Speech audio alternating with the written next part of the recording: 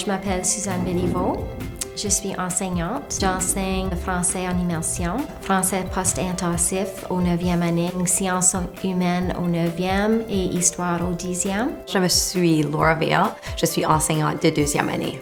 Moi, je m'appelle Peter Madsen. Je travaille ici comme enseignant à Fredericton, au Nouveau-Brunswick. Une journée typique, en fait, la réalité, c'est qu'il n'y a aucune journée qui ressemble parfaitement à l'autre. Les journées sont chargées.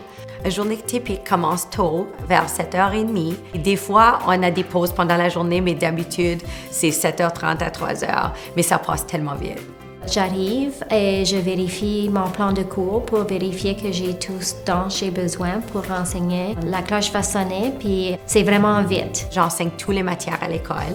Alors, j'ai mes enfants toute la journée. On mange ensemble, puis on chante ensemble, puis on va jouer dehors ensemble. Suite à ça, commencent les périodes d'instruction durant lesquelles tu livres les leçons que tu as déjà planifiées. Tu peux peaufiner, modifier, adapter. Quand la jour termine, j'ai besoin de planifier pour le lendemain. J'ai toutes sortes de corrections, des choses à faire à la maison. Très souvent, une journée, on va prendre du temps pour se débriefer un peu et discuter de ce qui a bien fonctionné, ce qu'on peut essayer différemment pour la prochaine fois.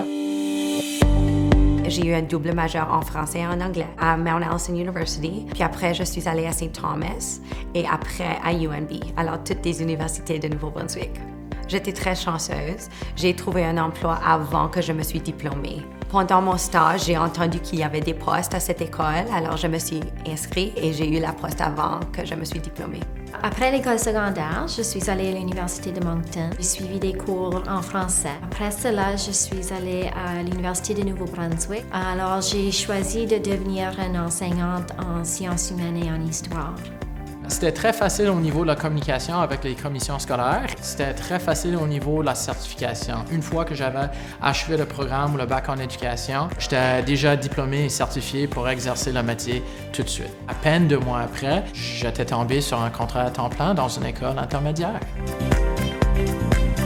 D'être une personne créative, ça aide beaucoup quand tu es enseignante parce que tu fais beaucoup de décisions pendant la journée. C'est constamment les décisions, des décisions, des décisions. Puis si tu as vraiment cet esprit créatif, ça t'aide à penser gros et pas juste petit et pas au problème. Il faut penser à la grande solution. Sûrement une personnalité patiente et tolérante parce que tu es exposé et tu communiques et socialises et interagis avec des jeunes qui viennent de différentes origines, qui parlent différentes langues. Tous les élèves ne sont pas les mêmes et on doit reconnaître qu'on doit utiliser autant de stratégies qu'on puisse avec les élèves pour les aider. Il faut quand même avoir à l'esprit un certain sens de spontanéité et de flexibilité pour le moment donné. Quand j'ai fait mon stage, j'ai eu 2 professeurs qui étaient fantastiques. Ils avaient une passion aussi pour enseigner. C'est ça qui m'a donné l'enthousiasme pour travailler avec les jeunes. Je veux que je leur montre comment être des bons citoyens. J'ai choisi ce domaine à cause que j'ai toujours voulu être gardienne, puis je voulais être maman. J'ai travaillé au camp d'été comme conseilleuse pour 7 ans, puis tout de suite après ça, je me suis inscrite à St. Thomas. Je vivais au Québec et j'ai décidé d'offrir des cours à un centre communautaire à des nouveaux arrivants. Et le fait que je pouvais y contribuer un peu, j'ai trouvé ça très satisfaisant parce que, ayant vécu la même affaire et en profité de la même expérience, j'ai voulu offrir cette expérience à d'autres personnes. Ce que j'adore en étant enseignante, c'est de voir la lumière dans les yeux des enfants quand ils reconnaissent qu'ils peuvent faire quelque chose. Au début, les enfants pensent toujours « je ne peux pas, c'est trop difficile, je ne peux pas ». Puis là, quand tu vois la lumière dans leurs yeux, qu'ils changent d'idée « oh, peut-être je peux faire ça, peut-être je peux le faire avec un peu de travail ». C'est ça que j'adore.